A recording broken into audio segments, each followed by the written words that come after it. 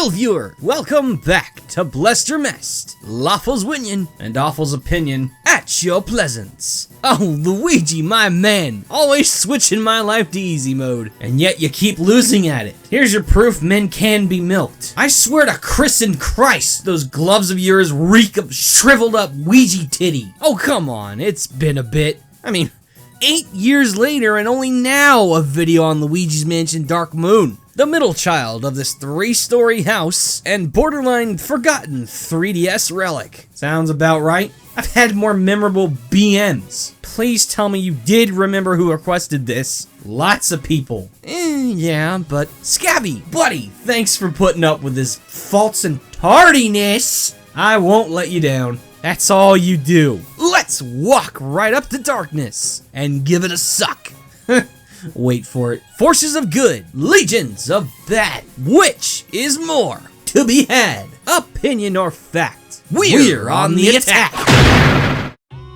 Drag and drop me on a JPEG on a beach in caps lock, man, cause Ouija looking pretty. All the homo. Dark Moon is an aesthetic marvel for being an early 3DS title, running long and fast with the trademark vibrant darkness of the series. Kicking up so much artistic dust is a good thing you have a magic vacuum. The fantastically rich Mario color palette combined with ridiculously good lighting for a 2011 handheld. Everything glows in a blanket of haunted black.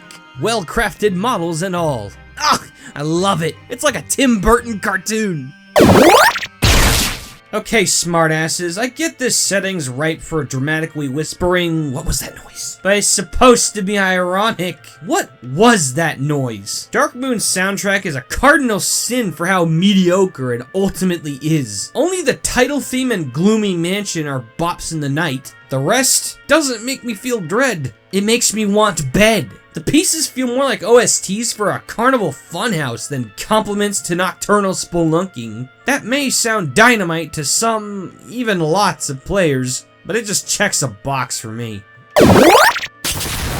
I'm a firm believer in, if you're gonna be different, at least do it right. Some really hate the departure from action exploration into full-on puzzle gauntlet with extra re on the side. It's not my preference, but I'm not gonna stand here and say the new digs weren't carved by golden shovels. Dark Moon does an awful lot in the way of interacting with the level terrain and background assets, and it's impressive to see the thought put in. Invisible objects, map manipulation, optimizing all the new features of the poltergust and flashlight. It's mad nifty. Some of the puzzles absolutely stumped me the first go at it, and watching the pieces finally fall into place light up the face brighter than a vault full of gold bars.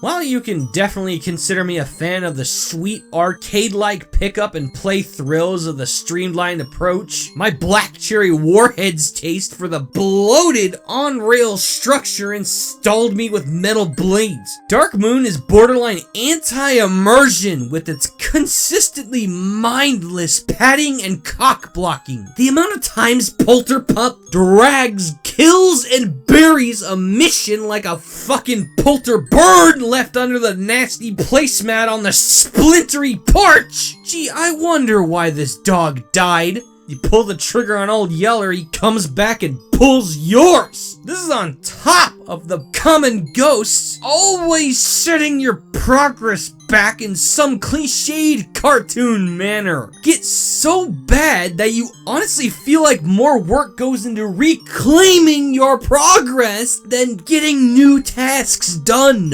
It's damn annoying and low-key really lazy. And god damn it, egad, can you let me explore? There is nothing in my way except you. The dog kills momentum, the ghost undo your work, and the nag chops off your exploration boner. Cool, got that all cleared. Let's go back and check that room I missed. You son of a bitch! Bring in the boy. Where's the boy? There he is! My prime rite of passage for any game extensively featuring Luigi is capturing his character. If you couldn't tell by my excitement, next level 100% speed ran themselves. Year of Luigi was a hell of a year for upgrading the Chad lad's personality to what we see and love so much today. Dark Moon actually did that before Dream Team. Not as well, let's not pop our max nuts, but still very well. He's goofy, he's animate, he's classically wholesome, and lovably cowardly despite being a powerful hero. Above all, his passive animations, especially when talking to Egad, plaster a chronic cartoon grin on my face. Even hammers can't budge. They can only hit that damn nail on the head. Somebody fire these bosses, because they're gonna lead us all to bankruptcy. When tasked with entertaining through variable means, they honestly just end up annoying you. Pointers for trying: I will never devalue effort, but none of the title fights in Dark Moon pass me without some kind of bitchy hitch. Whether tedious, uncreative, a pain in the ass, or all three, maybe unemployment's for the best. Icehole. What a great name! The spider's decent, King Boo's alright, but no. Sitting my ass in the chair and kissing the stimmy. Is there truly an art to sucking? You're living proof. Shut up! The actual proof's at the palm of both your and Luigi's hand, with the Poltergust's increasing rise in utility. The new model of that handy little Hoover puts mad emphasis on the whoo, bringing a ton of inventive uses only smokers of Japanese shrooms can think of. Inflating and deflating makeshift balloons to hover at will, inserting spools of yarn into a loom and unraveling it with suction, hanging on to ski pulleys to traverse a chasm. Man, I knew clean is a vacuum's prime function, but damn! Nobody's shy of sharing their distaste for the sterilization Nintendo puts their runaway charmers through, siloing the lovable liberties their spin-offs took before hitting the mainstream into the pre-digested lumps the babies don't have to chew. This hit Luigi's Mansion hard, in specific regard to the enemy design. I hate the new ghosts. Save your more expressive card, cause that's credited to the graphics and animation, which Blue Boy drooled over. Yes, their energy's impressive, but nothing else about them is. So bare bones. Cause haha, ghosts don't have bones. Stupid names and bland detailing. They almost look like they were stripped down for technical reasons. Yeah, sometimes less is more. But that also means more susceptible to being too much. Their behavior is overbearing too. Watching them in cutscenes is great, but being put at the ass of their constant sugar-high mischief, playing around with your core collectibles, like I said, slows the game down. They feel like obnoxious kids messing with your stuff, not spectral threats you should fear. Maybe if there were, I don't know, portrait ghosts to break up their monotony, I'd be singing a different song. But this is it! This is the bulk of encounters. Combined with me not liking the bosses, this game almost makes fighting ghosts a chore. Don't you just love it when a title lies to you? Yo, Blair Witch! Where's the fucking Blair Witch? Luigi's Mansion Dark Moon. You got 5 mansions, and none of them are Luigi's. But there is a Dark Moon, and our order to go fetch doesn't match the command's crassness. They may be smaller, but each of the creepy condos sport architecture worthy of the Green Machine's handiwork. Botanical garden, spider-infested shack, old abandoned clockwork tower, and mines chilled by freezing spooks. It's a lot of variety to indulge, and each of them hide even more under the hood. No place like home, but they understand that. Way to chug like a Conroy, once again being a dick to the ambitious, but on account of those great graphics, all models of the 3DS have trouble keeping the frame rate steady. Sometimes it's frickin' 60, usually it's high 20s, and occasionally drops faster than a dumbwaiter. Don't make fun of the help. You stole that from Zack and Cody. You stole your face from me! Luigi's Mansion 3 exists. Oh, fuck no. Fuck no! What's a haps, blue balls? You're not constructively holding a game to the standard of its 6-year younger sequel. That's just flying away with your own rules. Earth to Ass Kisser. It's 2021. A decent condition secondhand 3DS on its own is pricier than a brand new Switch and a copy of the third game combined. That and said game does literally everything better than Dark Moon and then some. Everything. Like, it's comical how dated it makes that shit look and play. That still doesn't make it fair. Sure, and it's not fair to Smash 4 that Ultimate's better than it in every way. But you know what people are going to and should buy. Go ahead. Buy both. Play both. Enjoy both equally. I hate you. But this ain't going towards your score. Don't need the points. The message is heard.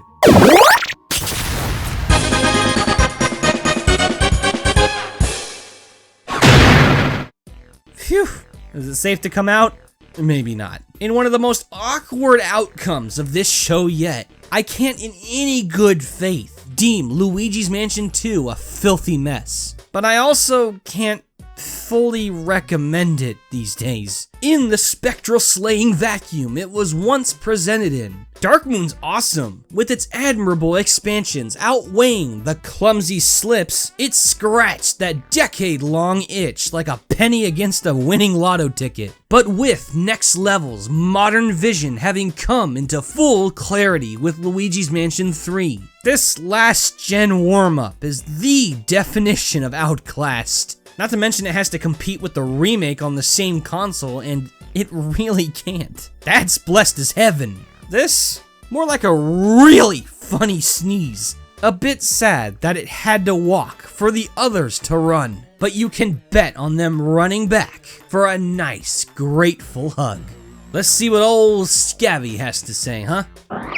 Hey, it's Scabby, and I hope you're having a wonderful time this Halloween season. I picked this game due to it being one of the first 3DS games I got, and it's actually also one of the ones I got 100% in at the time too. Around the time, Luigi's Mansion 3 was also very relevant, and I was curious to how it would hold up to the other installments. While I prefer 3 now, I'm glad that Dark Moon, at least in my opinion, still holds well on its own. Definitely feels more time than the first game. If you haven't played this one, or any in the series for that matter, I would highly suggest giving them all a go. I'm very certain it will be worth your time. Thank you all for tuning in, hope the video made you consider checking the series out, and thank you for the opportunity to be here. Peace. Well said, friend. Thanks for being patient with me, and I hope you liked your episode. This has been Blessed or Messed, and I trust you, the best of the best, to know the rest. And now, give it up for the high-tier patrons. A4X Guy, Akuma Kuma, Alex S. Warrior, Alfredo Jones, and Tasma Akumu, Arctic Kaiju, Azazel the Undying, BF Rio, Beast Gamer, Burn 100B, Chibi Emiko, Kortamanch 437, Dark Lord Bloody Soul, Diamond Ice, Double N, Eddie Toxpin, Eileen Tayasi, Emerald Dash 192, Emily Infinite, Falku, Fencer de Rio, Flame Chocobo, Gamerfan 64, Goldsbro, TSG, Hero for Life, Ignitalis Gaming, Jake the Snake Arenstom, Jobot.11, Josie Baird, Justin Beliveau, JW Goji Fan, K-Dog, Kirby 484, Nightmare Steel, Kyle Wee 21, Love, Lucario Smash 246, Luke Johnston, Maze Arcana, Mailman 019, Masao, Mathtron 5000, Matthew Smith, Morgan Arvite,